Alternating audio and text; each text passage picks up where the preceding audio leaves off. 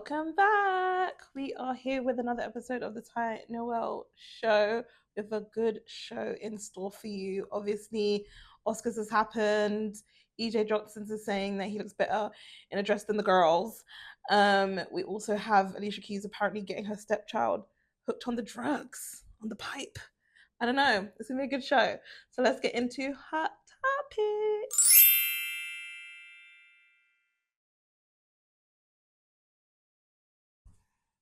All right, guys, we're going to get into the Oscars that just happened on Sunday and all the people them being real good. Everyone looked phenomenal, gorgeous outfits, beautiful faces. It was a great day to be young, gifted, and black in Hollywood. Okay, look at all the beautiful people. But what we all were obviously here for was to see how much did Sinners win. And we had Ryan Coogler went and won the original screenplay for Sinners. He is the second black man to win it. Obviously, it was Jordan Peele for Get Out, and I think, what was that, 2018? So Ryan won. It was very emotional. I don't know. I just really enjoyed seeing his speech. There's something about his Cali slur, like the way that he speaks, just gave real blackety black. So I'm glad that he won. And then we had one battle after the next, or after another, sorry, child. Irrelevant, no. But they won for Best Picture, which I genuinely do think Sinners should have won. But do you know what? They won. It was fine. Great for them. My only thing is, does this mean that Teyana Taylor is an Oscar winner? Because this Best Picture, and she was one of the lead cast, so does she also get a trophy? Like, she got one too. So does that make her... I don't know. Does it? I hope so. Because then shout out to my girl because she won something. You know what I mean? But the one that we were all waiting for, Can't Eat Cake. Listen, Michael B. Jordan won for Best Actor in Sinners, where he played 3 roles. He did. And he won it. Okay, that makes him the 6th black man to ever win. This is after, like, you know, Sidney Poitier and Will Smith and Denzel Washington. Like, he is the creme de la creme. Shout out to Michael B. Jordan. So yeah, we're very happy. How do you feel, Ken? He won it for this role. He won one before Samuel L. Jackson. Okay, that's not his fault. Blame the Oscars. No, I'm just saying. Blame the Oscars. This was his time. Of course, yeah. Blame Oscars. So I don't want to make it sound like I'm a hater. Like, I mean, it was giving hair adjacent last week. I'm happy that he won. I just think, if anything, it's more of a testament to what I think he is capable of doing. Yes, he's put the time in. Do you know what I mean? He's been acting for a long time, but I think his best performance, we are yet to see it. In Jesus' name. On a technicality, yes, I agree he should have won it because of the complexity of playing multiple characters on screen and making it feel believable. And competition. The competition, Leo did not win with that. Yeah. And even Timothy, he was it not tennis, ping pong player? Yeah. What kind of story was that? Do you know what I mean? He was phenomenal in it, but in the grand scheme of things, come on now. But no better than he was our traders in June. Like, he was equally as good in that. And he should maybe go for that more than for this. So sorry. Yeah, he will have his day. Yeah, which is why I say on a technicality, yes, the Oscar should have gone to Michael B. Jordan. I think this will hopefully maybe just push him into even more of that acting bag, and we'll see better performances for him. I think we are going to see him one step behind the camera a bit more. I think he's going to do some more directing. I can't wait to see what else he does with Ryan as a team.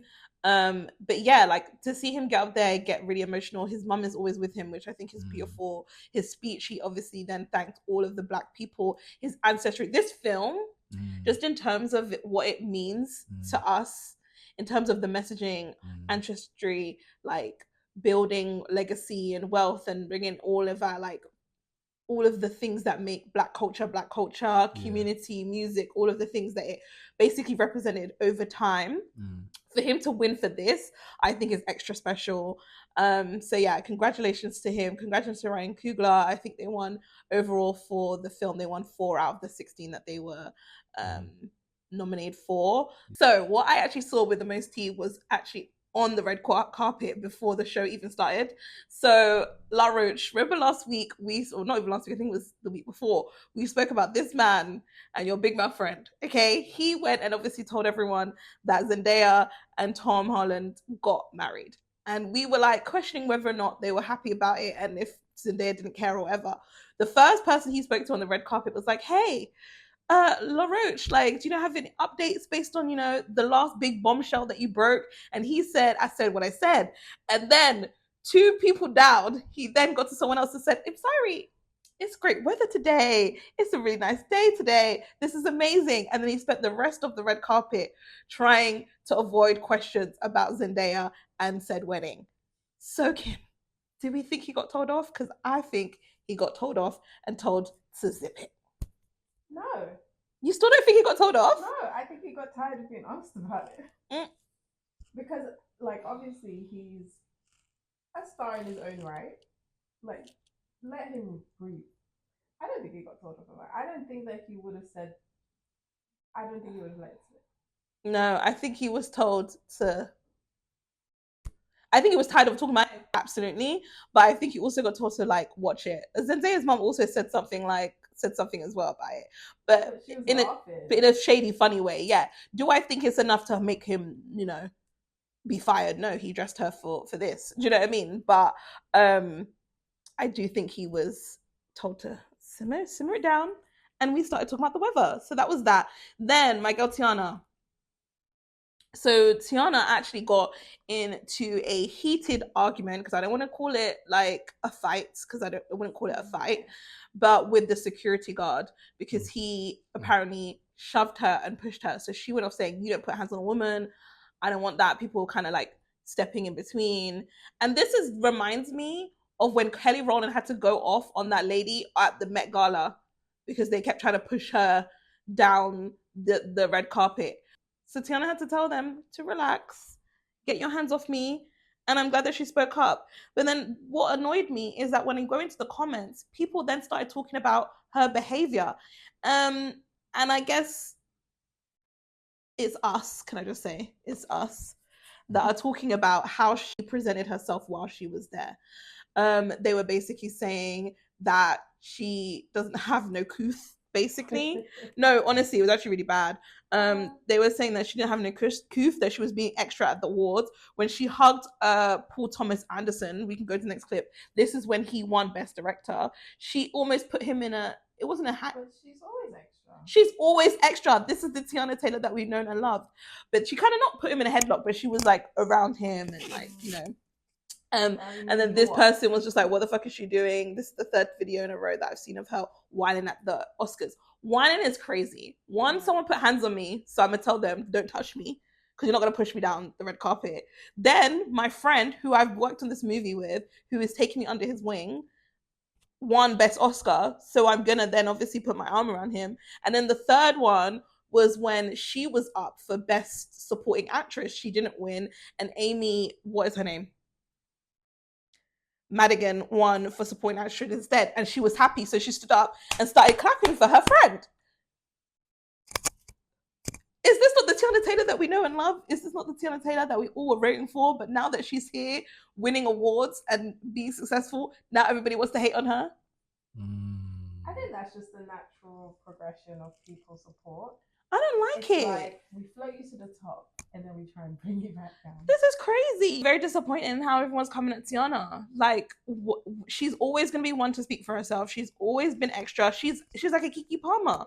Always gives extra, always gives flamboyant. It's never going to be that. And I feel like what annoys me about one of the comments where she was saying that this is the 3rd time I've seen her being extra, is we think that because we're in these white spaces, then we must code switch and conform. But what Tiana is really great at is being herself in every setting and every medium. And they love it. They love her for it.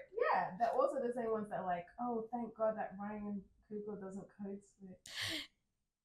That's what I was going to say. Like, is the issue here Gorgeous that we want to... Tiana that got award that people that thinks that she doesn't deserve. They don't think that she deserves to be in that room. So therefore she needs to act accordingly. Was is that it, or is it just that we... No, let him carry on. Is the issue that, like what Ty mentioned in terms of the white code switching, when we're in these white spaces, we're expected to then change and adapt our behavior to align with whiteness. Well, no, this is the thing. Can I just say this? And I don't want to be against our own. I don't like speaking down on our own. But I genuinely think like this is not the 1970s or 1980s anymore. Going into your office and choosing to code switch, depending on environments, because I'm not going to say all environments, because some are different, especially corporate spaces. Sure. But every other place is a choice. And I can tell you now, as someone who is how I am here, is how I'm at work, is how I'm with my friends, is how I'm with my family, has never stopped me a day in my life. Actually, people enjoy this part of me, the extraness, the annoying, the extra, you know, I'll come in with all of my curry chickens and smell up the office. I don't care. Do you know what I mean? And people enjoy that about me. Zoom and everything. Bonnet on in Zoom, yes, but only if it's a room full of women. Do you know what I mean? No, with boundaries. I think what I was saying speaks to your point, is then those same people are the ones that congratulate Ryan for not code switching. Exactly. In those rooms. So is it because she's a woman? And that's exactly what I think it is. It's like they don't think that she deserves to be in that room the way that they think Ryan deserves to be in the room. So therefore, he can be in all of his blackness, but she needs to be like, show that she deserves to be there. Yes. And if your blackness fair. If your blackness as a woman, no, because I was gonna come back to Ken, because I want to remember last time when Ken wasn't too far my girl Tiana. Okay. But in the awards sense. And in the award sense. Because I also want to bring it back to, where is Aaron? Was Aaron at the award show? What's Aaron got to do with it? Bruh, he's the one that was an actor. She's completely replaced him. She never replaced him, because there was no role that Aaron was doing that Tiana was doing. There was no replace. She just did her and her role, and he went and did his own. Goat, He told us he's in Goat. He should be in that room. He is in Goat. Do you know that's a Steph Curran thing of his life? I didn't know Aaron Pierre was there. It's apparently about Steph Curry's life. Yeah. But all I want to say is black people and just people in general do not support someone, and then as soon as they get too big for your liking, then put them down for the same thing that you held them up for. Make it make sense. Exactly. I'm just gonna say that the thing that I guess we are ridiculing Tiana Taylor for in terms of showing up authentically and not code switching, right, is the thing that I feel like our culture is needed and even wanted more in these spaces. The Oscars were boring before and all of that stuff. Right. Like, this brings energy to it. People, this like difference, this difference in terms of like the chicken shop girl doing interviews and stuff like that. Like all of this culture or this color that we bring to these spaces, minus Will Smith slapping Chris Rock. All of this stuff is stuff that I feel one of the most viewed, one of the viewed moments of that Oscars ever. True, yeah. Can I just say? Takeaways, Oscar? Should we still count him in that? No, we should definitely keep him in the 6. I don't think they took it away. They just disinvited him for. They just for a blocked bit. him for a bit. But yeah, I think it's all celebrated, and the culture continues to be celebrated and exploited with the whole when they do the whole vernacular thing. Yeah, I would just like to point out that recently, I genuinely feel like the people that have a lot of negativity to say about how black people act and appear in spaces and criticize is black people. I think actually white people enjoy the extraness and the energy and the vibrancy of our energy and all that kind of stuff. I feel like it's more so black people telling us to tone it down, make it different and all that kind of stuff. That's conditioning, but at this time it's just like, guys, I'm over it. Like, I'm actually so tired of it. Like, that man was smiling ear to ear because he won and his friend put him in a little headlock and was excited for him. He never looked like he was not happy for Tiana Taylor to do that to him. And I always feel like as most black people would be happy. Pardon? Most men would be happy. Exactly. Where was his head? Was it under the wrestle? No, exactly. Do you know what I mean? So I'm just like, you guys shut up. Like, actually just shut up and let this girl be happy. Anyway, next. Another mystery has been solved, apparently. Banksy, I'm sure everyone knows. If you don't know, he is a graffiti artist, one of the biggest artists. Well, can you say graffiti? Because he's actually just like an artist in general. Yeah, he's a full-blown artist. I think it started as graffiti, but now you can actually get his paintings. He has been around for like 25 years. No one knew who he was, but his identity has been revealed. He is now officially a 51-year-old Robin Gunningham from England, Bristol. He also changed his name to David Jones in 2008, trying to conceal his identity even more by picking a basic white man name. Now we all know who Banksy is. 51-year-old man from Bristol. How do you guys think? There's a documentary about it. How do you guys think about it? What I'm curious about. There's a documentary about what? Who Banksy was? Like a couple years ago. So why is everyone saying that this is a thing? It just was like speculation, I guess. So now that it's been confirmed, everyone's like, it's like there's an 80% chance it's this person, and now it's 100% chance that it's that person. Yeah. My thing is does this mean that now when he does because some of his art is considered political art, right? He's a politically charged artist, yeah. Mm-hmm. So now can he be charged with? Do you know what I mean? Well, I would say no. The way that places, in the UK, absolutely not. They would never do that. Mm. Obviously, but the way what he's doing is vandalism. So if somebody wanted to be a dick, yes, like where he places the art. Okay, fair. That's very true. Yeah, that's very true. And but I mean, it's also like at the way that the times are going. I'm sure if Trump can arrest people for being journalists, then they could do the same thing for artists. So we never know what that could actually come to. But yeah, if they can arrest him for vandalism, they can maybe arrest him for his. They can maybe arrest him for his thoughts with this. This is actually very scary and very sad if that is actually the case. I didn't even think about that. But yeah, they could technically arrest him. He's as politically charged now? Do you feel like the stuff he creates is as controversial? Like not as it was before. Not as much as before. I think maybe it's like it's fine, let's come out now. To reveal himself, because it's like I want the notoriety of what I've done, but everybody is as outspoken as me now. And maybe I kind of want to cash in on the. But what do we think? Do you think this is gonna then plummet the cost of his art? Because he's selling for like mills. Now that we know you're just a man from Bristol, it was probably. Let's give it 250,000 instead of 2 million. it was probably already coming in because he was doing more. Doing too much. The quantity became too much, honey. Especially I don't mention now 1 of 3. Now there's 3,000 versions of you. I don't want it. Like, yeah, it's so true. Doing Primark collabs. I'm joking. That's crazy. I'm joking. He never. But yeah, I get what you mean. But I'm just surprised that it came out. It's an end of error. It's sad. Yeah. I mean, yeah, because someone even in the comments was just basically like, when I think of Banksy, I just think of this random man in a mask in black graffiti running around being forever. Now he's a 50-year-old man from Bristol. Yeah. I think like a silhouette. Like, it is just giving dad bod. He was. It's not giving the same. But yeah, shout out to Robin or David, whichever one he goes by now. This next, Swizz Beatz and Alicia Keys. So Swizz Beatz daughter's mother, Janelle, Sebastian, is saying that they have got their daughter addicted to drugs. Now, the drug she speaks of is weed and vaping.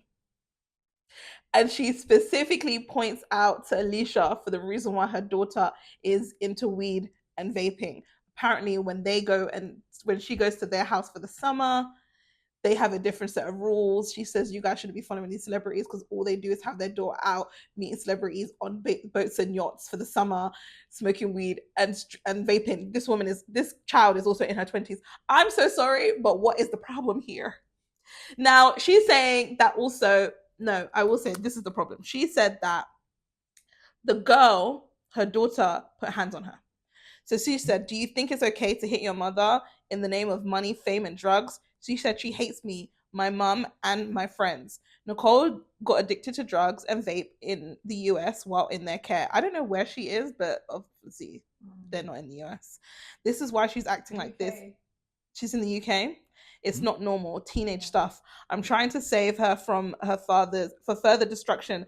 I've spoken to her dad so many times about it, but they ignore me. And if you have to go to the public to save your child from drugs, you should instead of your child spiraling out of control and publicly dying from an overdose in a bath like Whitney Houston's daughter.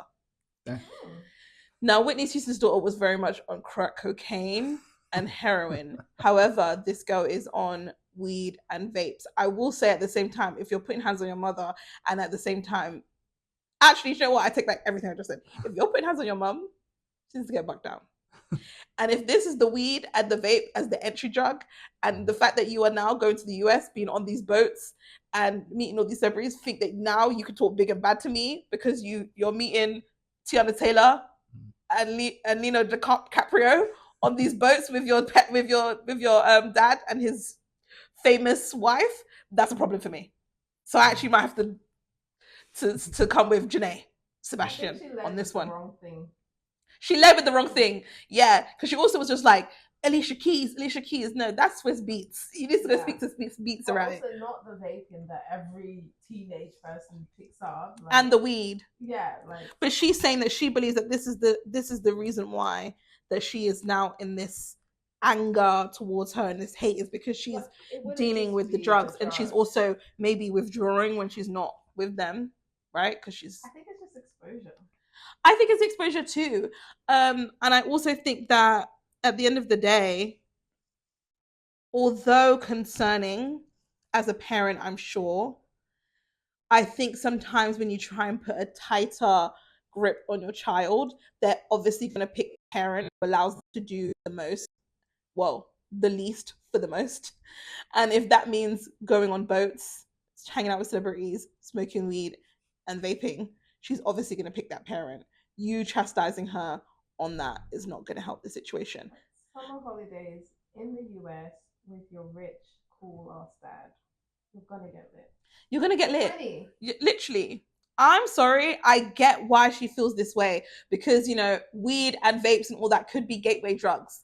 However, at the same time, I think if she's on vacation with her parent, she even brought up the Epstein files, child. She was like, these are the people that are mixing themselves with the Epstein files. I never saw Swizz Beatz in the Epstein files. I never saw Alicia Keys in the Epstein files, but I'm assuming she's talking about the friends that they are around. I think she's doing a bit too much. Personally, I don't think it's worth going to the internet to embarrass your daughter. It's just going to make her run into the arms of her dad and the stepmother that you don't want her to go to. I also think it is highly irresponsible to bring up Whitney Houston's daughter who died. I think that's not nice. And to compare your child to that when we are talking about vaping and weed and not cocaine and heroin is too far. Yeah, she's giving dramatic. She's giving dramatic. Yeah, she's giving maybe resentful. Maybe he reduced them checks. Well, yeah, I think she's out of 18, so she's older than 18. Yeah. So like I said, I hear it, but if this is the way you want to pull your child in closer, I don't think this is the way to go, and I think it's going to backfire. At the same time, this is a Swizz Beatz problem. Keep his name like mouth, because I'm so sorry, they're going to do me. But how would you actually deal with this? Because... yeah, how would you actually do this? What I deal with this, I wouldn't bring it to the internet. If I do think that they're back and forth, one, they're putting hands on me at this point, no shade. I'm not going to lie, you probably have to leave my house. I'm going on them holidays with her. But if that means that, yeah, well, first of all, we're all going on first of all, I don't think I would have this relationship. But if I did, you know, I would probably say that, you know, maybe you should go and live in the US with your dad for a little bit and see if you think that the grass is greener and go and spread your wings and we'll see how it goes for you. More money. Yeah. It's going to be greener. It might be greener for you and stuff with no, you know, but then at the same time, you might be happier there. But I don't want it to be a thing that we're living together and we're butting heads so much that now we are beefing and we can no longer have a relationship and potentially ruin the relationship that we have for the rest of our lives. Holding on sometimes makes it worse. Sometimes it's better to just let them go, let them do whatever they want to do. And then once the mistakes happen or something detrimental happens, then you're there to help pick them up and help them through it from the mistakes that they've made. But sometimes when you're trying to stop someone from falling, you alienate yourself from them and they resent you more. I just think good luck with it, but I think let her spread her wings, and God forbid she falls. We don't want her to fall, but if she does, you need to be there to support your child with open arms. Being the judgmental person in her life sometimes does not help the relationship. That's how I feel about it. Next. Well, Pretty Ricky. Okay, so Baby Blue from Pretty Ricky is telling y'all to stop body shaming him. And I would have to highly disagree. Okay, so I'm going to the Bow Wow B2K Pretty Ricky tour soon in Detroit. I'm very excited about it. And I've been seeing videos and looks great. The show looks amazing. But what we are seeing is Baby Blue is there on stage with the rest of the lineup of Pretty Ricky, which includes Spectacular. Yeah. And he looks like this. Now, I'm not trying to be rude. 5 a.m, and now I'm playing phone 6 with you. Yeah. So, honey. I don't think so. I think we need to remember that you guys used to sell a fantasy. This was the sex appeal of the group. And if you knew you was going on tour, baby, you should have been in the gym for 6 months in rehearsals prior to getting on this stage looking like that. The belly is jiggling. He's dropping on the floor. It looks a mess, especially next to Pleasure P and Spectacular doing all of this. You can't do it. Now, do I think it's okay to body shame people? Absolutely not. But when you are selling a product, you're a celebrity, and the fantasy of the songs that you sing is about body on me and all this, right? And you're doing all this belly rolling and stuff on stage, and the belly is rolling. Yeah. It's like Durex selling a broken condom. Too much. Yeah. He said, this what your daddy looks like. This what your stepdaddy looks like. This what the man smashing your girl behind your back looks like. It's about getting money right now. That's what he said. And let me tell you something. Nobody daddy look like that. My daddy don't look like that. I barely see that man. I don't know that my dad don't look like that. My dad has abs. Right. So I'm so sorry. Speak for yourself. He's like 70. Right. Speak for yourself. But many people's dads don't look like this. Okay. And we're not saying that there's anything wrong with this, but there's something wrong with this when you're on stage doing this. Damn. So I will say, what's the fix here?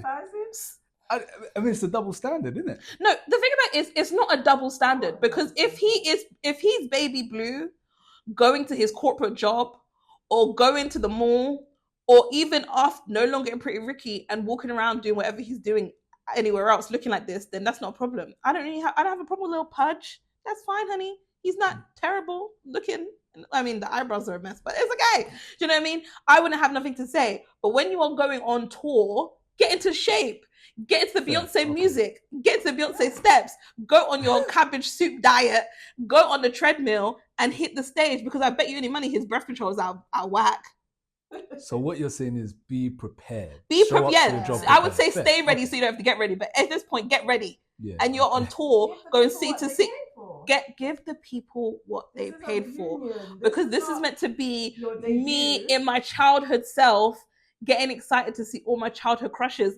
And even though he wasn't the one for me, he definitely don't like this. A tour like this is about going back in time, so you have to give the people like the nostalgic element. If you see how B2K look, phenomenal. All of them look good. Even J Boo's got a little pludge on him, but it's enough that when he's still doing breathe in, breathe out, no, drop, it still looks good. Oh yeah. Okay? Yeah. He still looks good, even though he's not toned. The one that's like, this is not a dad vibe, it's a father figure. Yeah. Exactly. So I'm sorry, I can't agree with you here, Baby Blue. And as much as he said that he doesn't care, he has since been seen in the gym. Right. And every female performer. You lot bullied him into a pound or two, someone is commenting. Beyonce goes and says, literally, we can't even say it's double standard, because it's true. let Beyonce be out here barely moving because she can't because she's big. You lot would have a field day with her. Yeah, all they have to do is even gain an inch on their thighs. It's like, oh my god. Oh my god. And like I said, it looks very bad when he is standing next to Spectacular, who looks magnifique. That man is fine. Anyway, shout out to Baby Blue. He's in the gym. Hopefully that we got, because I'm going there. We got 3 weeks to Detroit. So how about we get on this together and lose a few extra pounds? I lost 3 pounds. Yeah, let's lose some pounds. Yeah, me and Baby Blue for Detroit, honey. Okay. 12,000 steps. Cut them calories. Next. Okay, so Desmond Scott. Desmond Scott is now dating Diddy's baby mom, Dana Tran, who is the mother of Baby Love, after divorcing his wife. I don't understand it.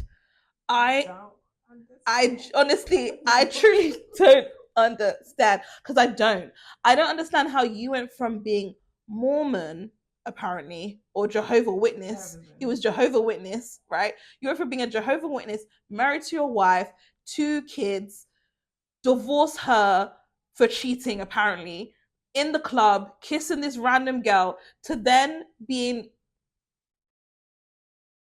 connected to Diddy's baby mom. Make that make sense. I'm so sorry. I expected so much more from Desmond. I did. I don't want to keep people on people on a pedestal, because it's not fair. You never asked for it. Desmond. You didn't. He's going through a phase. He's going for what? Why this hoe? Oh no, sorry. That's not what I mean. He's not going to settle down with her. But why be with her? Why be connected to someone who's connected to that man? That's very weird to me. Is this just like have they just run this as a line? Like, is this is TMZ. TMZ reports, and normally TMZ don't be lying. Okay, so TMZ, they're not serious. Apparently, they've been going on a few dates. Nothing serious. They might be just going on 5 dates, 3 dates. Could be the second date. Who we know. Maybe, but all I'm saying is, Desmond. She kind of looks like Christy. She don't look like Christy. She don't look like no Christy. Yeah, like an archetype. Same complexion, dark hair, nice smile, like a made-up girl. They dress similar. Like, she could never be Christy. No, I never said she could be. I bet you anyway. She can't do no Kim Possible backflips like Christy. She's clearly tired of the backflips. Very disappointed, because of all people, Diddy's litter, Diddy's concubine. Make it make sense. Jehovah Witness to Diddy's concubine. He's just not even formally divorced yet. He's hoeing through it, and we'll see where he lands. Very strange choice. Next. Anyway, this is very random. I don't know if people remember, a couple of weeks ago we spoke about Jace and Janelle and her going back with her ex-husband that was actually putting hands on her son. Well, this has taken a really dark turn. Jace now is in a mental health institute because he took a gun out, put it to his head, threatened to kill himself and his grandmother. So the headlines are very much saying he pulled a gun out on her and his grandmother, but they're missing the fact that he actually pulled it out on himself first, put the gun to his head first, and said he was going to kill himself first, and then was planning to kill her because she was trying to stop him from doing so. He is obviously in a very dark place due to the fact that his mum has obviously taken the side of this man who abused her son and also abused her. So yeah, horrible story. Barbara, shout out to her, his grandmother is now fighting for custody for him. She was denied because apparently she did file for the custody without letting Janelle know. But she's basically saying that she doesn't trust that she will do what's best for him, and everything that he needs to get to him to where he needs to be. This is a troubled young man.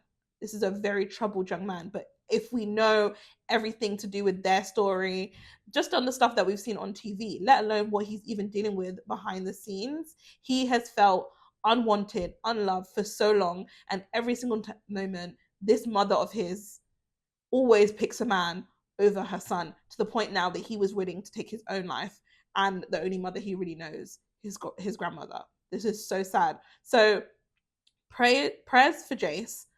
I hope his grandmother does get custody, because he definitely should not have any tie to this crazy ass bitch, especially while she is there taking back this ex-husband of hers. Anyway, next. Keke child. Oh, Keke. My girl was at South by Southwest on a panel for her film I Love the Boosters. And this man literally walked to the stage, got down on her knee, and proposed to her. And I think she thought it was a joke at first. I think a lot of people thought it was a joke at first, because this man was suited and booted. He was in some slacks and some like dress pants and a shirt. He looked put together. And he got on a knee and proposed to her. She literally just said, "I can't marry you. I don't know you. I'm so sorry." Because she didn't want to provoke him. Because you don't know what this man's going to do. He could have jumped on the stage. He could have done anything. Given the Rihanna situation with that girl. These people that think they're in relationships or have beef with all of these celebrities. And the scary part is that they can get this close to someone. Yeah. This is dangerous. Because fair enough, he got on his knee and proposed. But had she said no, he could have attacked her, or he might not propose to her. He could have just been trying to rap on the stage to do something to her. This is scary stuff. And with those industry events like that, they just have stewards and ushers. They don't tend to have security. Like proper security. They need to. Like, they've had big actors. Like, I remember when Viola Davis was at TIFF. There's nothing in front of the stage. Her bodyguard, I don't know where, but they just have the ushers that show you. Yeah, her bodyguard just came scrolling. That man was on his knee for a minute, I felt like. He was on his knees for a minute. He didn't say nothing. It didn't even look like he said anything. He was just there holding this ring like that. It was so scary. Everyone was kind of looking like, is this a prank? Because he was so well dressed. But if he wanted to pull out something... Forward, isn't it? Well, I don't know. He wasn't even ugly at... Anyway, no, it's not even a joke. Anyway, safe for Keke, but yeah, they need to do something about this, because more and more we're realizing that these people are parasocial. These people are very weird, and this is dangerous.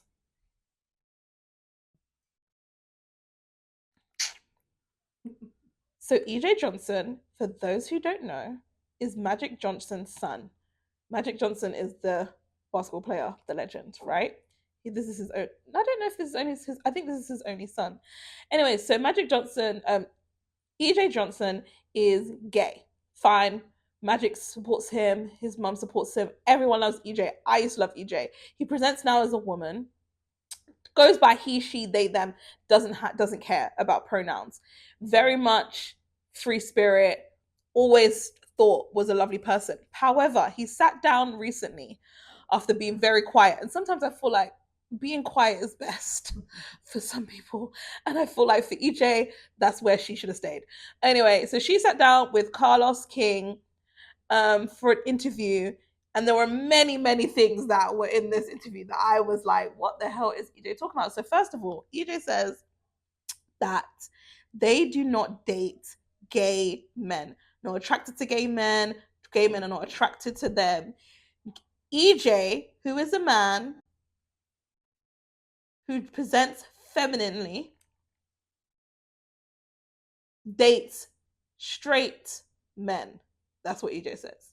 He says that he goes to community spaces, LGBTQ, QI plus places, and said that he doesn't really interact with them. When he goes to the parties, he goes for the girls, has a great time, but he's never looking for anyone in there because they don't like him. He does not like them. He likes straight men. And now everyone in the comments was like, baby girl, if they like you, they not straight. He also said that he knew that he was a bad bitch when he was wearing dresses and he looked better than all the girls. All the girls. Now you look good, baby girl. I'm not gonna say you don't look good, but to say that you put down all these women that you say that you look better than all the girls, all of them, all of them, EJ, it's a lie, babe. It's a lie. Ken said that he's talking about us, but he doesn't know that EJ's checking for Ken. Well, EJ's checking for Ken because he said he only dates. He says that he only dates straight men. He's saying that they're not straight if they're dating him. So well, he's saying that he only dates men that normally only date women, and because of the way that he presents femininely, they are like, oh my god, you are the one. There is no there's no makeup or dress that can hide the fact that is a tall nigga. He might bring it out of you. Nah, I'm good. Magic Johnson in the face. He literally looks like Magic Johnson with a Tony Braxton wig, and I am over him. So anyway, my baby Bobby Lights, and if you don't know who Bobby Lights is, he is from Real Housewives. Bobby Lights is from Hip Hop Miami. He's Trina's cousin. Okay. Yeah, a star in his own right. Tell you that. Anyway, so then Bobby was in the comments and he said, is the reason why the community don't fuck with you, because that's what he was basically saying, that you felt like you didn't fit in, or they didn't really, the guys weren't really feeling for you, He said the reason why is because you walk around thinking that you're a Republican white woman in their mid-40s with a vegan chip on your shoulder. Vegan gluten-free. Vegan gluten-free, honey. Vegan gluten-free chip on your shoulder. And I'm here for it because that's what it gave. Through the whole interview, it gave a self-entitled white woman Republican vibe. That's what it gave. You're delusional, and I think you're out of touch with reality, with the regular people. Obviously, you've been rich all of your life. Your dad's Magic Johnson. You have money coming out of your hoo-ha. You are raised with probably a majority people that are not black, walking and entering different spaces. And there's a level of privilege that you have, a level of entitlement that you have, a level of access that you have. And I think that you believe that it's because you're that girl. But if you wasn't Magic Johnson's child and didn't have that money, I don't know, honey, if you'd have the same level of access and the same privilege and the same, I don't know if you'll really be considered that girl. I will say cute put together, let's not. I'm not going to say itty bitty waist. Do you know what I mean? But I just think the level of like delusions of grandeur that EJ has is beyond. Like, is actually beyond. Because again, if a man is sleeping with you, baby, he is not straight. Or it's just maybe those super basketball fans that maybe this is the closest they can get to Magic. I mean, and then again, and even still, not straight. Yeah, but even still, not straight. Next. Offset is a waste man. And he's been a waste man. But what makes Offset even more of a waste man is that for some reason, he is still fucking with Celina Powell. I'm so sorry, but what is between her legs that is the black man's kryptonite? Because no matter how many people that she just broadcasts, embarrasses, shames, has how many pictures of them in their bed, leaking text messages, they always seem to go back to her. She must have throat gold and the pussy of platinum, because it doesn't make sense that she looks the way shaped the way she does, shaped the way that she is. Do you know who she reminds me of? Cat Stacks. Remember Cat Stacks? Cat Stacks crawled so she could run, boy, and guzzle all of the black men's penises in the industry, because for some reason she is still able to get them. It makes no sense to me. Anyway, so Celina Powell was on a podcast called One Night with Stanley, and she basically said that she still talks to Offset, still with him, still enjoying him, he's still enjoying her, and she basically said that all he does is talk about Cardi, and we knew that. Do you know why? Because without her, he is nothing. She said all he does is gamble and talk about Cardi B. He says when all the cameras are down, he is not online. All this man wants to do is gamble, fuck, cuddle, talk about Cardi all day. That's all he wants to do. What a lame. Okay, she says, I could be like, how's the weather? And he would be like, it's really nice, but you know what? I think it's cold where Cardi's at. And you know what? Fuck that bitch. Because when I was with her, it was warm. Like, I swear to God, it's crazy how he talks about her. She also quote? Pardon? Is that a quote? No, she's saying that she said not at like verbatim, but she's like, it can literally be like the weather's great, and he'll be like, well, the weather's great, but fuck that bitch. I'm sure it's cold. Really cared for her, but that was so funny. She's so funny, and you know what's so funny is a few of I think it was near the end of the year, she must have outed him, saying that how he owed her 15,000 because he's got a gambling addiction, embarrassed him all over the internet, and this man is still having sex with her. But was it embarrassing for him? Because no, obviously in my not. head, I'm like, what does he actually get embarrassed by? One, was there any consequence for anything she ever said about him? Not really. Two, she made him viral for a little bit. Did he ever read anything negative about that? I just don't know that he faces real consequences. Well, okay, well, have shame. I'm so sorry. Well, someone should. What is wrong with these men? I don't understand how you don't have shame. This woman is a cum bucket. Yeah. There are so many men attached to her, in and out of her, in and out of her, in and out of her, and she is shaming them all the time. Every time she comes on, she's leaking something about them. And you know what? I don't even blame her because she's getting paid, she's getting entitlement, she's being almost shipped, but flown all over the place, living a life that she's living, and she seems happy. You know what I mean? This is no fault but these men. He is the kind of person that won't even have protected sex with her. No. Oh, she's admitted that some men don't have protected sex with her. You know that. Well, maybe clearly she ain't trying to get pregnant by them, man. Well, no, I don't think I think she could have a long time ago if she wanted to trap them, but that's not what she wants. But it's all the diseases and all of the fact that she's here having sex with all these men. Regardless, let's just focus on the story here. This man's obsessed with Cardi, and apparently he's been talking down on her baby, the son that she has with Stefan Diggs. Of course he has. What a fucking loser! He's a loser. Well, she must be a hoot because she must be a hoot is crazy. She must be a hoot is crazy. Do I think she's funny? Yeah. Is she good to talk around? Yeah. Does she probably allow these guys to chat shit about every single one of all these people that they hate? 100%. But what's so dumb to me is that she has already proven that whatever you say to her in private is not in confidence. She will come to the internet and say this stuff and embarrass you and tell all your business, but they don't seem to care.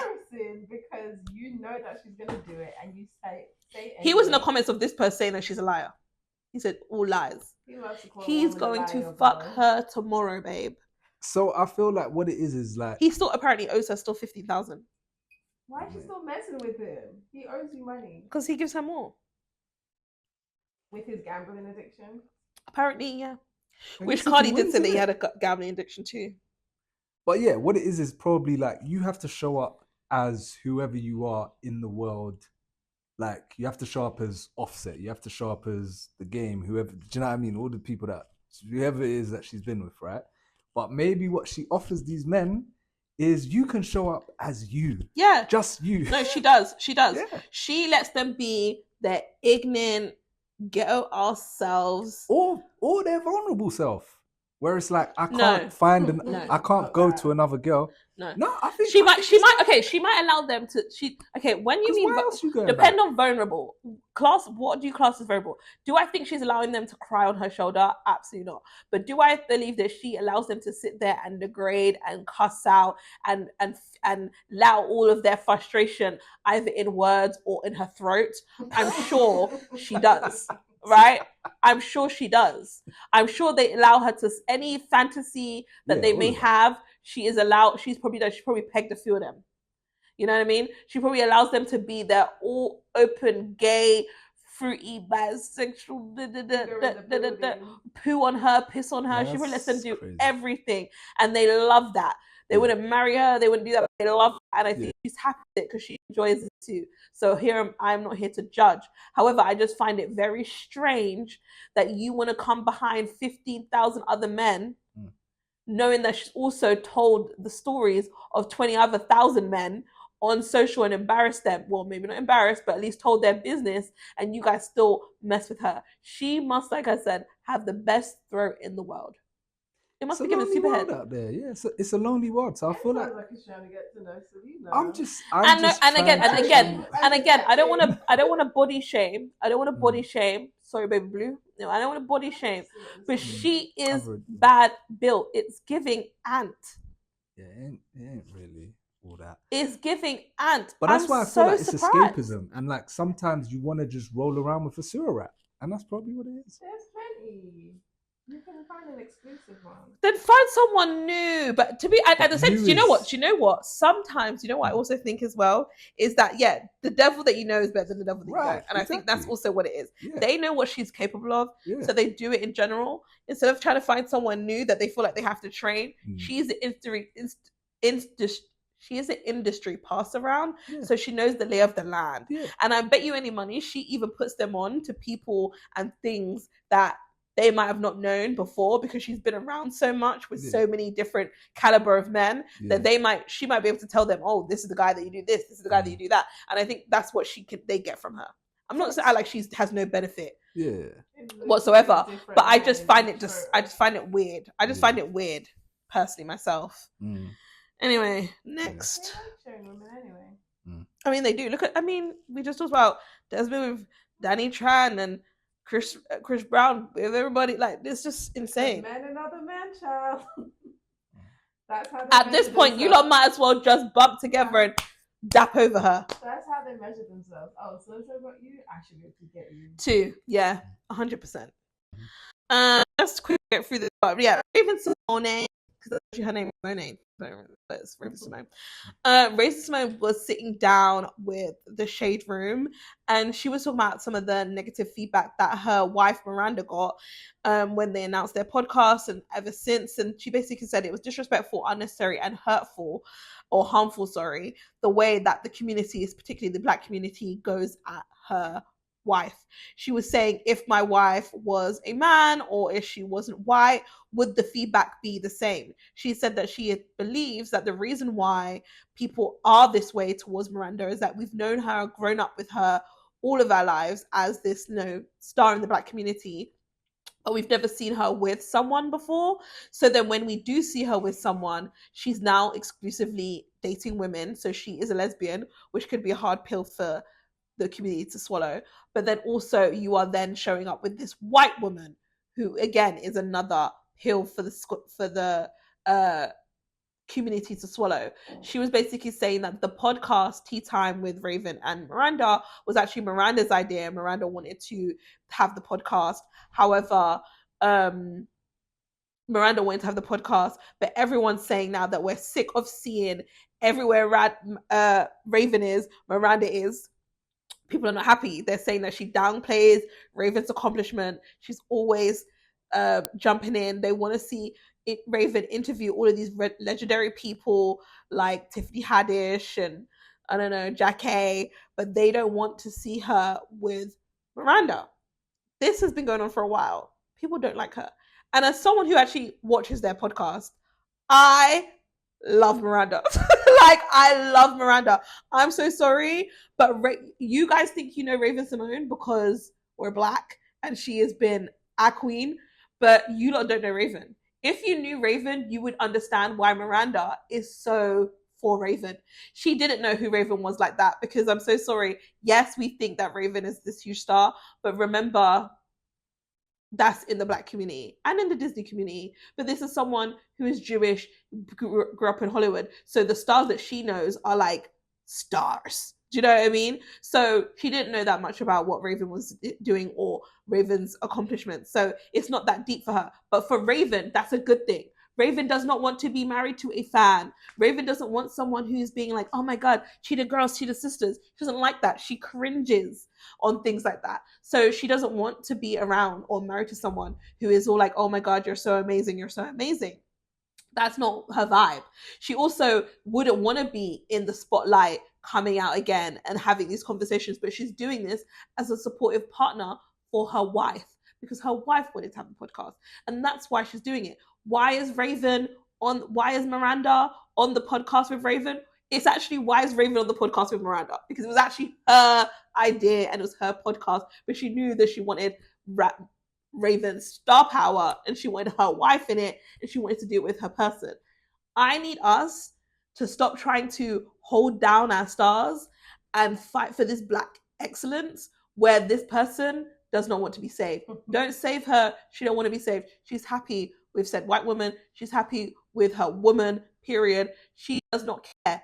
She loves Miranda. She's happy sleeping in separate beds. She's glad that this woman is not a big fan of hers. And she does not need you guys to be downplaying the person she chooses to love.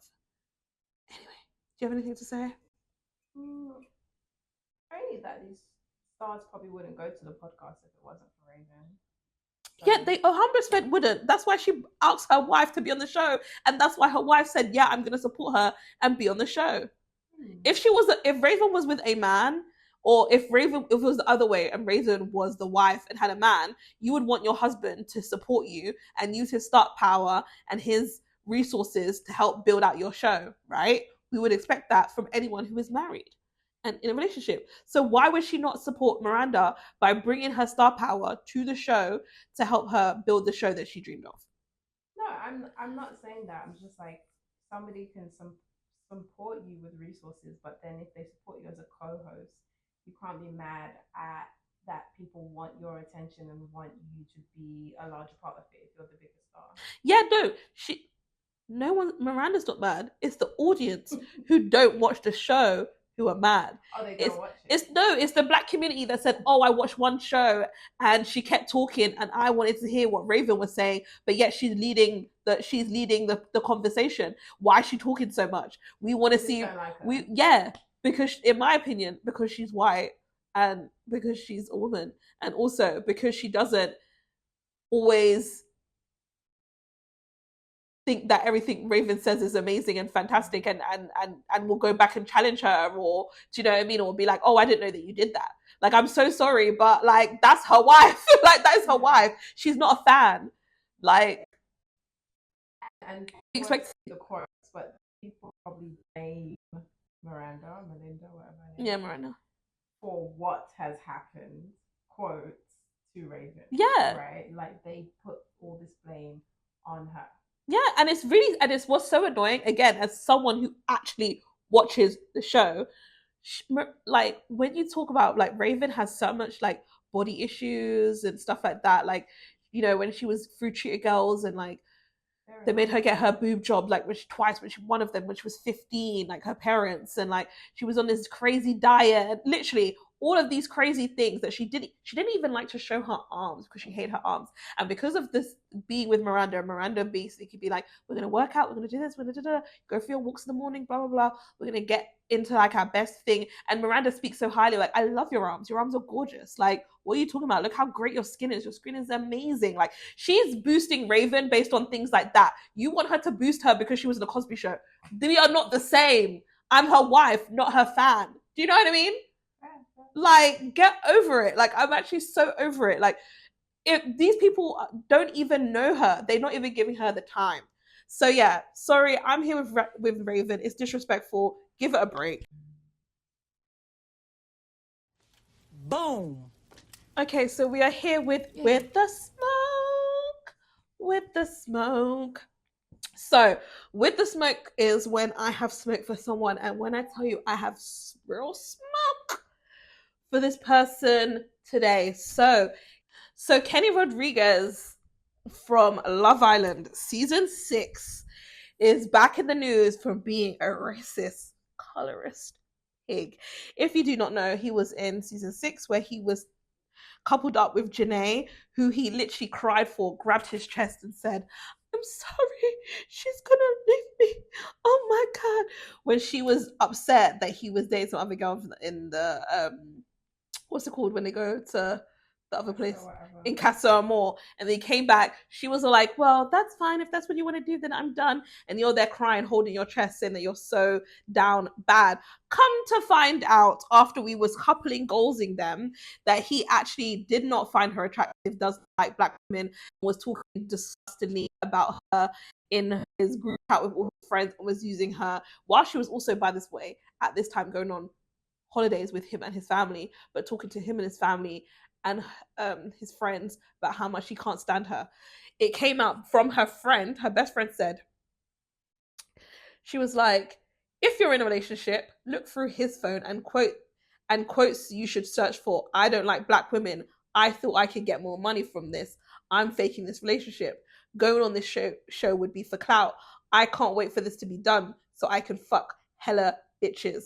That's what her best friend posted when the news came out that they broke up. They were at the reunion rap party for the spin-off show from Love Island that they were filming, and apparently Janae went through his phone, maybe searched these things and saw how he was talking about her.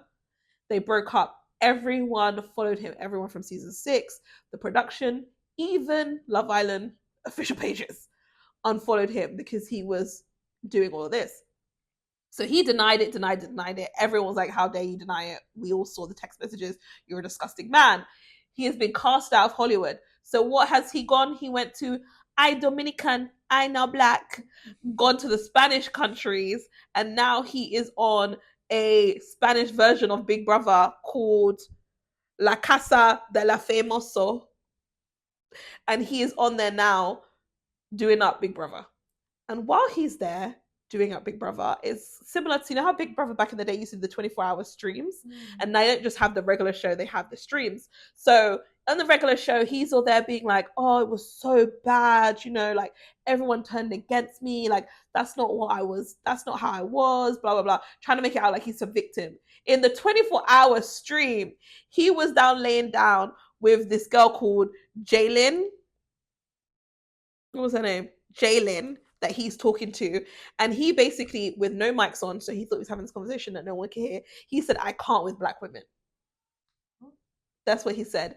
And then she said, and then the black community cancelled you. That's what Jaylin said. So you could hear the ruffling, you couldn't clearly hear what he said, but all that was very clear was, I can't with black women, and then the black community cancelled you. And he was like, yeah. Now, I'm so sorry, but I am sick of these Negroes. Well, he ain't a Negro. He Dominicano, he no black. He no black, yeah? But I'm actually sick of these people having something to say about black women and not messing with black women. The reason why the black community cancelled you was because you said you was using a black woman for clout and you didn't even really like her. If you didn't really like her, why are you holding your chest, crying after her, trying to stop her from moving on? You're a waste man. Also, this girl, like, you've seen him faking it on a reality show. Why would you want to be with him? But you know why? Because he thinks that it can't happen. It could never happen to her because she light skin. She Dominican. She no black. So he would do it to her, but he would never do it to me. Do you know what I mean? So they think that this is okay. This is absolutely horrible. Ken, why'd you like to say something? Because I'm really confused how you can end up in a relationship with someone. Because you want the clout, you want the money. No. Like, as in, I just feel like it was a reality show. No. I just feel like there's gotta be something. I don't know how you can play. He was okay having sex with her.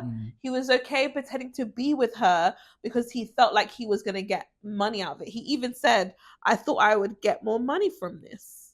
No, I get all of that. He was doing it so that they could become the perfect couple, so that they would then get all the endorsement deals and all that kind of stuff. And eventually he was planning to leave her and take this fame and then go and do whatever he wanted. I think it's actually more likely, like, it's actually more common than you think.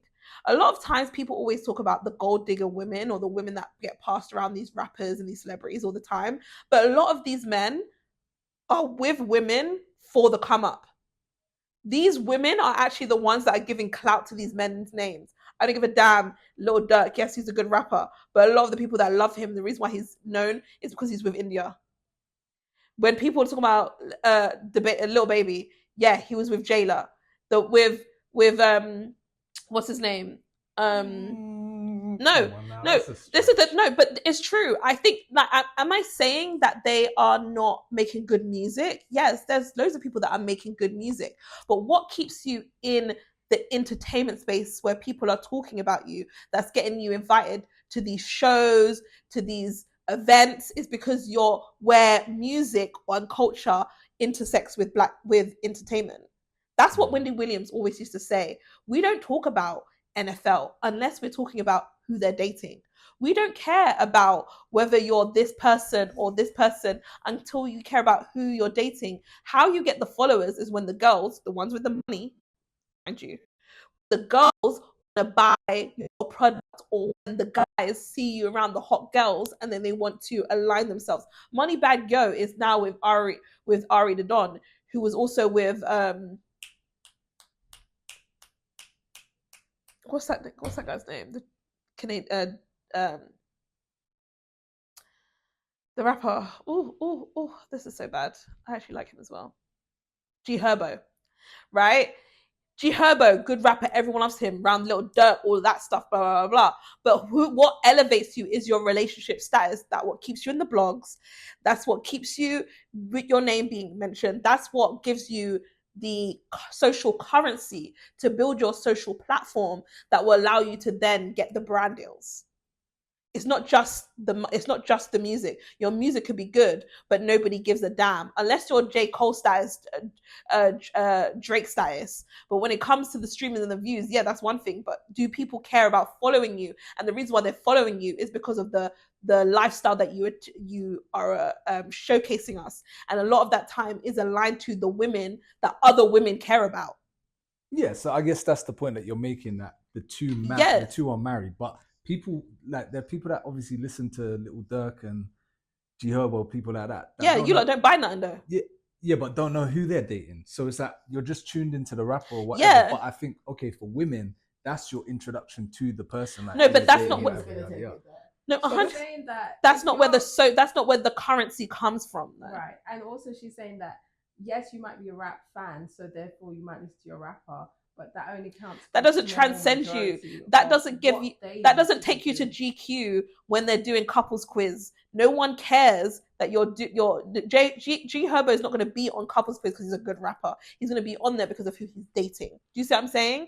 That's what elevates you. That's what makes that transitions you into making beyond more money than being from your regular fan base to making more money. No one cares to invite you to that fashion show until you are aligned with who you're dating. Do you get what I mean?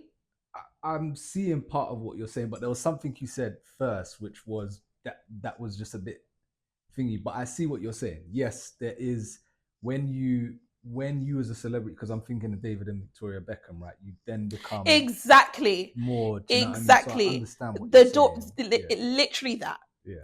David Beckham, amazing talent, but what got him into the papers, what got him invited to the shows, was the fact that he was dating Victoria fucking Beckham, and then together they were the Beckhams, and then it became something that they can sell, that they can market over and over again. He is more talented than any other football player, but he is good looking, and he also is with Victoria Beckham. And I think that's what this is. It's like you align yourself to this woman that you already know because he came in late because he was a bombshell, that everyone was like, we want Janae to find her person. We want to find her to da-da-da-da. Exactly. And then he went in and targeted her because of it. And knowing that you would think that it would be this couple goals and therefore you would make more money. Now that's the point that I wanted to make, which is I just don't see how someone, like, in our date, think about it, when cameras are off, all of that stuff, there is something about how you come across that is going to tell me, now this person don't like me. I don't think you can fake like that. I think he did fake it very much. He did fake it very well in Love Island. But then they filmed Beyond the Villa, which was them out of Love Island, living together and stuff like that. And he didn't want to move with her. And that became this whole thing. And then everyone was all like, when we watched it, we could see that he wasn't as into her as Cordell and Serena or Miguel and Leah. Like, we could see it. Leah wasn't fucking with him. Like, we could see it in that time. So when this came out, people were shocked in terms of what it is. It's not a thing where you might not like the person anymore, or the distance is one thing, but to say that you never liked her, you don't fuck with black women, you do not like her, you were using her for this money and it was come up and this was the scheme. Mind you, she's going on vacations with your family, but you're also messaging your family saying how much you don't like her. And that's what I'm saying. Like, I feel like you should be able to pick that up. No, I'm sorry. I'm telling you now. I'm telling you now. This man, she was like, "Oh, Kenny, if you're gonna be with this girl, then we're done here." This man broke down crying and was holding his chest. I'm so sorry. Nah. I mean, sure. Look, on the island, I get that, right? Because obviously, you're like Kim said, it's a production. Do you know what I mean? Even for him, maybe that might have even helped his performance or whatever, right? But outside, when cameras cut, that's what happened. Yeah. If you don't like me, I will know that very quickly. I think that's what happened, and that's why I said Leah. They started to feel that way. But I'm just like down with him. Yeah. Fuck you, Kenny. Fuck the Dominican community that want to stand by you and act like this is okay because you lot don't fuck with black people in general. Very strange, very weird. But yeah, goodbye. I don't want to see him on any screen. He doesn't deserve it. Next. Who had been saying that? Who said that? Who said that? In the comment section. Okay, so sorry. If there was one white man that I love, it's Jack Harlow. For real? He's cute to me. I'm sorry. This is the type of black that This is the type of steady now. A Freudian slip. Listen. You got it. It's the Kango hat, isn't it? He is. Listen. Yeah. If this is the kind of white, there's a white that I like, this is the kind of white that I like. Harlow. And I like Jack Harlow. This is the white chocolate that I like. Do you know why I like him? It's because he is into the culture without being black-faced. Oh, he into the culture, all right. Mm-hmm. And I'm so sorry, but I'm here for it. So anyway, as we all know, he came out with his album Monica, okay? And if you don't know, Jack Harlow is a rapper, but this album that he came out, Monica, is giving neo soul, okay? And he was in an interview while he was talking about his project, he was in a podcast that and was saying that basically most white rappers, Post Malone is the one that we're gonna use as a reference. After they bring out their project, they kind of go into the white thing. They either go rock, they go country, Machine Gun Kelly vibes, like, do you know what I mean? And in the interview, he basically said, well, no, I kind of went the other way. I went blacker, like, like that's how he explained it. So then, obviously, again, the black community, I'm so sorry. I am tired of y'all. I am tired of y'all. The black community is in an uproar because he said, I went blacker, and they saw it as a negative. Now, we're going to roll into these comments because, they were a key. Because one thing about us, key, roll it. Please. He said January 6th and Park. Also, look at this picture that they did. I'm so sorry. January 6th and Park. Wow. Next. There was like music. Was it Music Stole Child? Wow. Music Stole Child. Tone deaf. Not most deaf. Tone deaf. Is that a real picture? No, it's not. No. Are you sure? It's not a real picture. Are you sure? It's not a real picture. Because they put that hat on him. With the Kango. No. He put the Kango. This is not the hat. This is not. This is not. Cream Latifah. Disingenuine. Disingenuine is what got me because I'm so sorry. I disagree.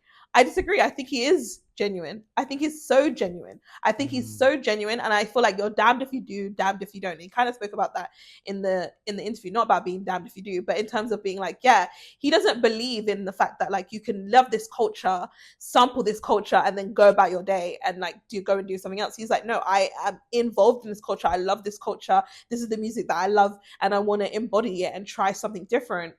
And he's not going to run away with it. And he's like, he understands that maybe this is kind of like a weird time, and he almost kind of feels like he's aware that this could be considered like the backlash on it. But I think we're just paying semantics over the fact that it says I got blacker. He never meant that I got blacker like he's a black man. That's not what he meant. He just meant that if we're talking about hip hop, everyone does hip hop, black, white, Puerto Rican, Chinese, whatever, it doesn't matter. But when we're talking about neo soul, that is almost a pure form of even soul music. We have like white people doing R&B, but when we're talking about soul music, is very pure to black people. So the fact that he done these tracks and it's that kind of vibe. Do you think white people can make soul music? I mean, they can make their version, honey. I don't think so adjacent. Yeah, that's what I'd say. I'd say you can make soul adjacent. They go music as far as like Robert Thicke, honey. Do you know what I mean? Oh, but I don't know if there's real soul into it. Do you know what I mean?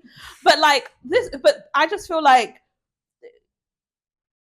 sometimes I feel like, again, and I don't want to be, I feel like I'm capable for white people. I like this episode, Miranda and them. But I just feel like we always are looking for something to find negative about everything that these people are doing. A lot of times we always like, when white people are around, black people can, what's that mean when it's like, when black people are around, there's always a white person ready to say something. But I genuinely feel like when white people are around, we are always ready to say something. Like, why do we care so much about these people that are just literally trying to live their life? There are so many people that are culture vulturing from our space. There are so many people that are speaking down on us, when there are people that are actually truly being positive representations or involved in the culture, but not trying to discredit us, not trying to like culture vulture us. We still attack them. Well, see, now I think this is the problem. I don't think it's a culture vulture. I think this is the problem. We don't have time. No, I think you could cut this and do it as a thingy, But I think the issue is that it's the way you do it. So there's nothing wrong with you venturing into this music. This is what you're passionate about. I've heard some of the tracks. Some people have been like, it's good. And some of the tracks sound decent. But I think the mistake he made, and I did hear Ebro talking about this, right? The mistake he made is you did not go to the right people to have this conversation. You sat and talked about this with two white men. Oh my days! No, I'm so sorry. You can't have a conversation about our culture with two fucking. He literally people. Is in the press run. He ain't got there yet. Maybe he ain't got there yet. This is the conversation that he got to. But that's the thing. But at the same, but this, okay, I get it. The problem with Ebro, like, again, love Ebro down. I actually love Ebro. I love the way he interviews. I think he is very much that guy in the culture, and I get it. But at the same time, he said the same thing about Drake, and I feel like you need to remember when you're chatting shit about people, or you make it seem like you are, you catch more bees with honey.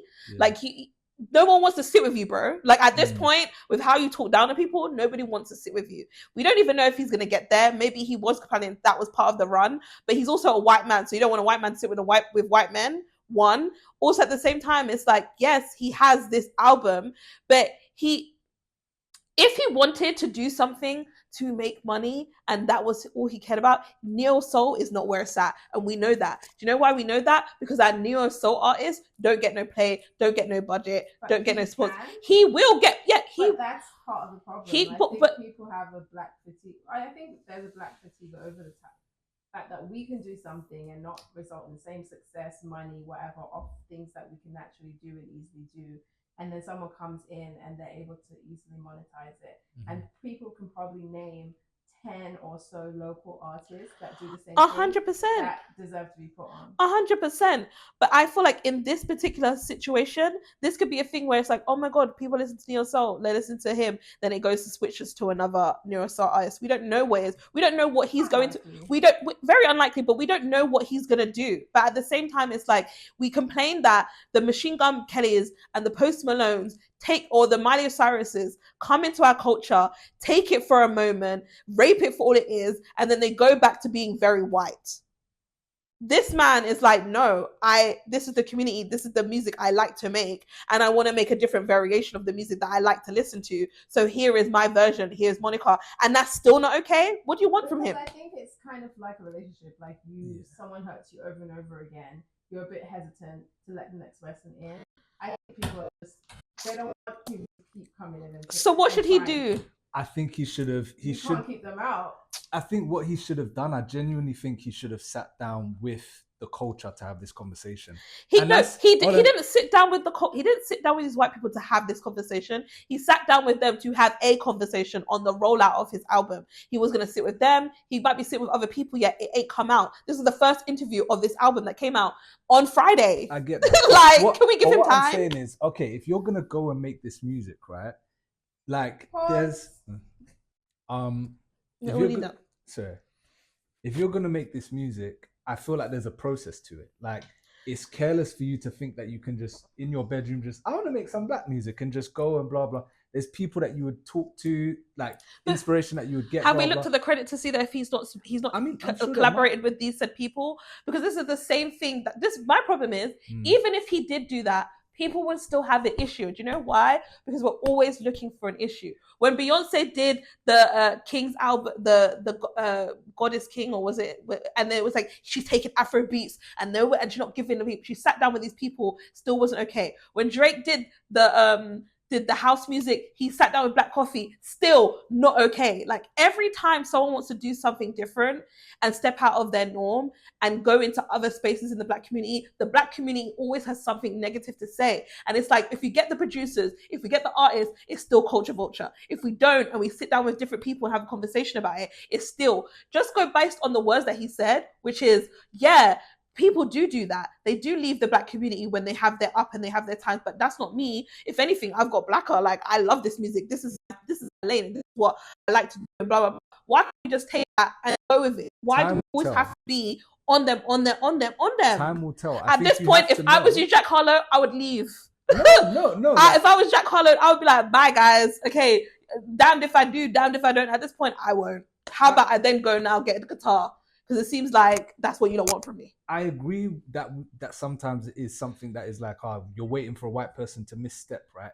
But at the same time, you have to know that if your comment to two white men was, I got blacker, you have to know that that's going to get cut up and go viral. No, and also, I get it, but like, I do think that you should have, if you did really care about the culture, I do think that there is a part of you that you have to think about how you. He did, and he said it. He said it he did say that. He did say that, I see the political stuff in the way that the world is right now, and I can see why people would feel like that, and blah, blah, blah. He spoke about all of this. No one cared about that. They heard I got blacker, and that's all they cared about. And that was literally. That. But you that was just come out and be like, I've made a soul album or an R&B album. Anyway. Speak up about some of the other issues that black people. At the end of the day, to wrap up, what I'd say is, I think this is Black American culture, and it is sacred to them. And essentially, what he said is, he's done this music because this is what he loves. And really, all we can say is time will tell. Because if in 10 years' time he's still trying to do Blue Eyed Soul, then all right, cool, you're here to stay. But I do think that there is a sacredness that you have to enter the space with, especially knowing that knowing that you're coming in as a visitor or whatever. An outsider, absolutely. Yeah, as an outsider. Mm-hmm. So I think that's the point that I was making in terms of go and sit with people to have that conversation. You could have pulled Drewski. Like, that's your boy. The thing of it is he's not having that conversation. They asked him that question. Do you see what I'm saying? Yeah. And I feel like he is on this album tour and this album rollout. We don't know where he's going to sit. But that was maybe someone that he sat with because he has a relationship with them first, maybe, okay? But that was a question that they asked. We don't know if he sits down with the Charlemagnes of the world. They might not have mentioned that. We don't know, right? We might see that in a few weeks when it rolls out. And I'm not saying that, like, at the end of the day, fair enough, people want to safeguard and they don't want anyone coming in and culture vulturing and all that kind of stuff, 100%. But what I'm trying to say is when you look at the interview in its entirety, that's not what he's giving. I hear that. And all I'm saying is, essentially what I'm saying is there maybe should have been a bit more intentionality about how you approach this. You having an interview where, okay, maybe he didn't know the questions that they were going to ask, so this just came up by chance, right? Mm-hmm. But I'm saying, as part of making this project, like, maybe that should have been something that you think about. Maybe it should have been, do you know what? But what's the difference between this project and when he makes rap music? Okay, what I'm saying is maybe this should have been something that you thought about during the process of making it. If you know that you're making an album which is, okay, this is R&B, soul, whatever, blah, blah, you're going into a completely different area. maybe, especially in the era of social media and that content creation, maybe you should have documented that. Take us along the journey so we see that this is genuine, not just pop up with a fucking Kango hat and tinted glasses and be like, yeah, I'm John B now, or I want to make music about, you know, I don't know, I want to make R&B. People was just like, that's what people in the comments, they were like, you pick and choose. You love John B, but we can't give Jack Harlow it's because a chance. John B showed up authentically. When did he? And he did his time. When did he? Babyface. Like he was working under Babyface for a long time, and John B didn't present as John. You can't compare John B. No, obviously I'm not. I'm joking, but like that's what people in the comments were saying. Yeah.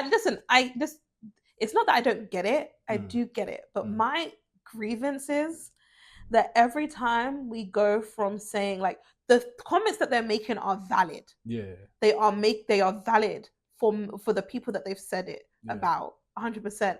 But it's almost as like when someone tries to do good, or if someone is just like, you know, just trying to thing, we're so quick to come down and bring all the force of them on them that we shouldn't maybe give Post and we shouldn't give Machine Gun Kelly, but we're now giving to this one who actually has love for the culture and is just enjoying the culture or enjoying the music that he said that he loves.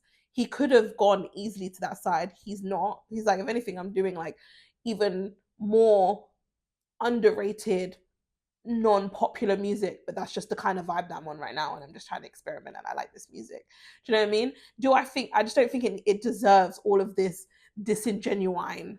It does. I don't think music's soulless child. Like I don't think it needs all of that. Do you know what I mean? Time will tell. I think what it is because we jokes. Huh? No, it's definitely a joke. We clown ourselves. Yeah, they were always gonna embracing. Yeah, to the community. They were always gonna. Yeah, they were always gonna make fun of it, like because you've gone a completely different way. The last thing we heard you doing was First Class and rapping and blah blah. Now you're trying to do D'Angelo. Like, well, okay, so this different. is this. Let me read this comment. It's a bit long, but I'm going to say, at the risk of being an unpopular opinion, which is me, I must say that his transparency regarding this project's being rooted in his love for Black music is admirable. The truth of the matter is, a lot of your favorite white artists eat from our plate, but aren't honest about their use of our ingredients. I also appreciate the part where he spoke about the difference between being an artist and an entertainer, because yes, there is a big difference. Most, if not all, music derives from Black artists. So let's keep it real. They're always tapping into our pool, but at least be real about it. There's a fine line between appreciation and appropriation, and are threaded carefully and respected. Like, I think that's what I'm saying. I feel like he was respectful here. I get it. There is a fine line, but I feel like in the way that which he speaks, his actions being what it is, he has never, I feel like, crossed the line of appropriation. And I don't want to make it sound like I'm saying he's done anything wrong in a sense. I just think that this should have, because it is something that is so sacred to Black culture, I feel like it should have probably been handled in a different way. That should have been considered whilst you were making this music. And there's so many different ways that you could have done it that maybe spoke to that community in a much better way. Like you explain it, of course, especially in, like I said, this era of social media, things will get clipped up and people are going to run with it. So tell the narrative and tell the story in your way. Like I said, he's got Drewski, that's his boy. At least I think they're boys. You could have pulled him. Do you know what I mean? You could have shown the process of you making the album, because then I think people would understand that, yeah, this is authentic. He will be on the Breakfast Club probably this week, and he will be clearing this up, I'm sure. And we'll see what he says. So I'm sure we'll bring it up next week. Chew him up. But yeah. They won't. I don't think so. I don't think they will. Yeah. Anyway, so we are done for this week's episode. So we are done with this week's episode, guys. Thank you so much. This might be a little bit of a long one. If you are enjoying it, please make sure that you are subscribing. Please make sure that you're commenting. Please let me know, what do you think about this whole Jack Harlow situation? What do you think about the Oscars and Tiana Taylor? I want to hear your opinion. I want to hear your thoughts. Also, if there's something that we are not covering and you think we should be covering, put it in the comments so we can start tracking for next week. All right? The war. If you guys are interested in hearing about the war and what's going on, then we can actually talk about that too. This is very much a yin and yang, ratchet and righteousness. And if we want to get deep into something like that, I'm so happy to go into that, but let me know. I don't know if you guys just want to have a little bit of fun and entertainment, a bit of a getaway, but we can talk about some more hard-hitting issues if you would like. So yeah, make sure you subscribe, make sure you comment, DM us, follow our socials, all of the things. We appreciate you. See you next week. Bye.